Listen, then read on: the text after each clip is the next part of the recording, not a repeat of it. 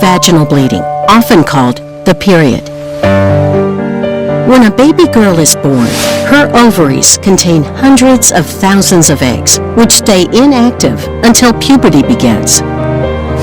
There isn't one right age for a girl to get her period, but most girls get their first period about 2 years after their breasts start to develop, when they're between age 10 and 15. But it's different. Every girl's body has its own schedule. Two structures in the brain, the pituitary gland and the hypothalamus, produce complex hormones that stimulate the ovaries to make female sex hormones that start and control the menstrual cycle. And it will continue till about age 51, usually lasting from 3 to 8 days. The menstrual cycle includes several phases. The first phase of the menstrual cycle begins on the first day of bleeding and lasts for about 14 days. The pituitary gland, located at the base of the brain, releases a hormone called FSH. This hormone causes one fluid-filled follicles contain a mature egg to develop. The maturing follicle produces the hormone called estrogen, which increases over and peaks in about day 12 and causes the lining of the uterus, endometrium, to become thicker and more enriched with blood vessels. In fact, the woman's body prepares to get pregnant.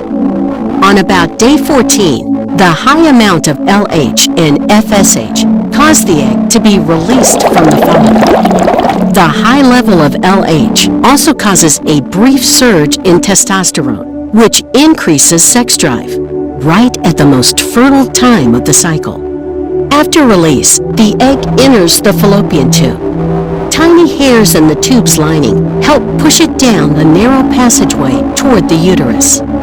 If the sperm cell can successfully meet an egg cell in the fallopian tube, the fertilization will take place here. Once the egg is released, the follicle seals over, and this is called the corpus luteum. After the release of the egg, levels of FSH and LH decrease. The corpus luteum produces progesterone. If fertilization has occurred, the corpus luteum continues to produce progesterone, which prevents the endometrial lining from being shed. If the egg is not fertilized, it disintegrates after about 24 hours. Then the corpus luteum also disintegrates, which causes progesterone levels to drop and signals the endometrial lining to begin shedding after about 14 days.